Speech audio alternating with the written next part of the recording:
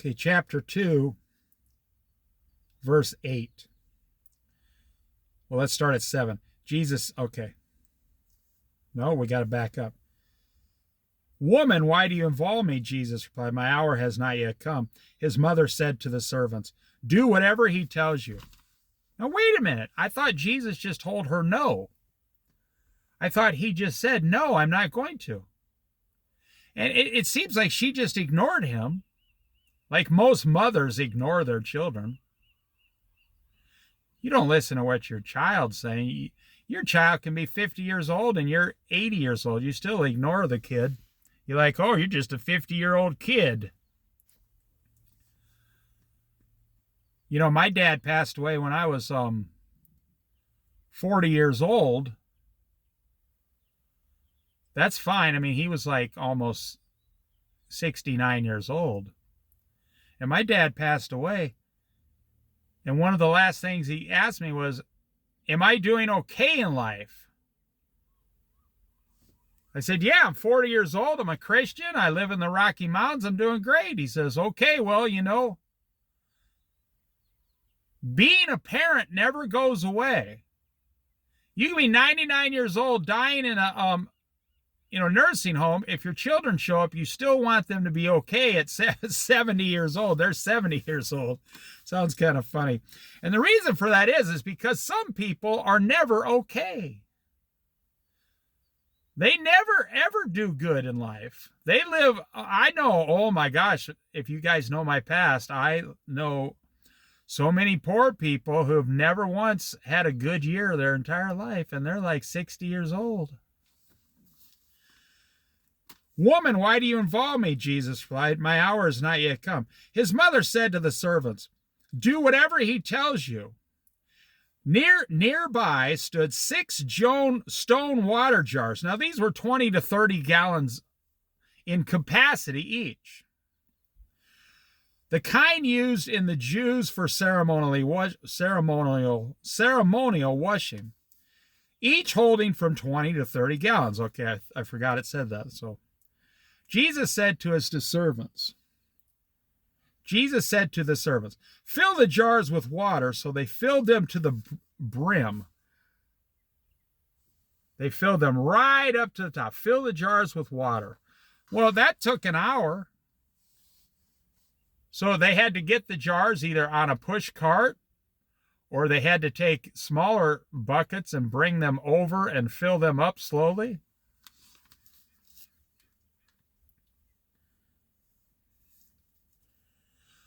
So they filled them to the brim. Then Jesus told them, now draw some out and take it to the master of the banquet.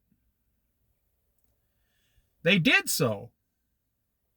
And the master of the banquet tasted the water that had been turned into wine.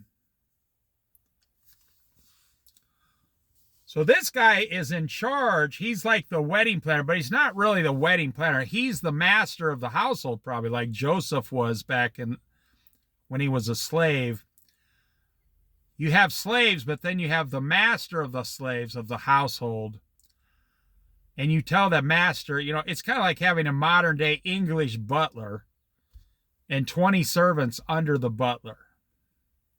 And the butler really isn't doing the work. He's making sure everybody else is doing a perfect job. That's what the master of a banquet does.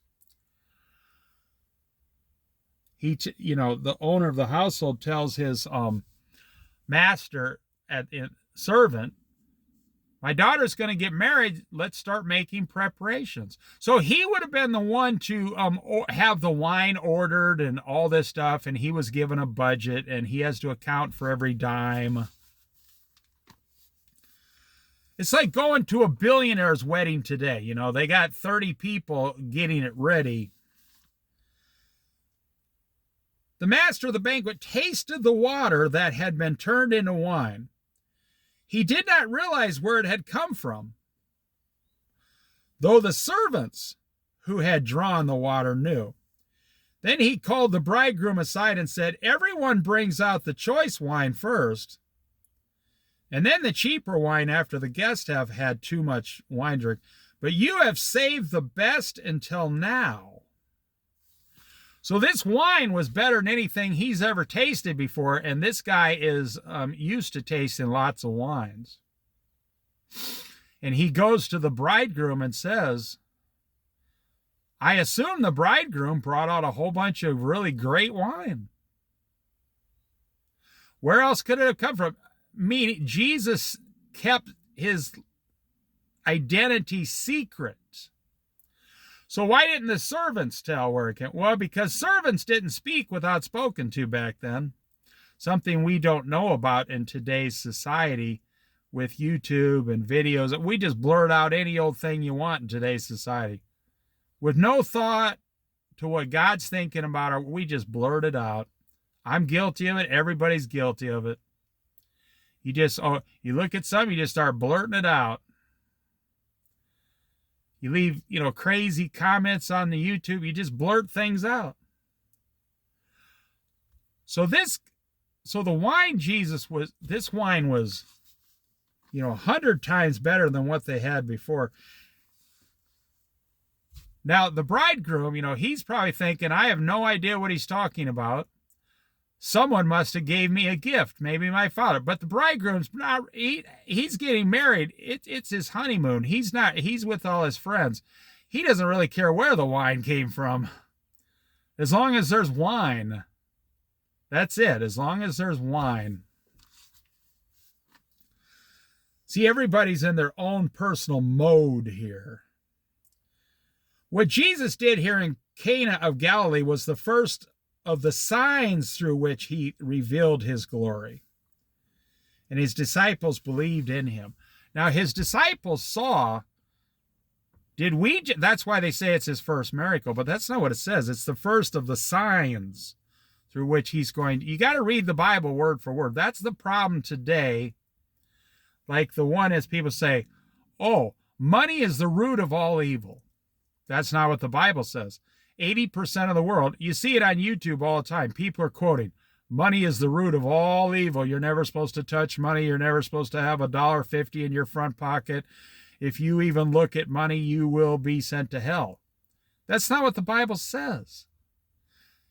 When you read word for word, money is the root of many kinds of evil. In other words, money has the potential to start growing evil if that's what you use money for. Money is an inanimate object. Money is like the human heart.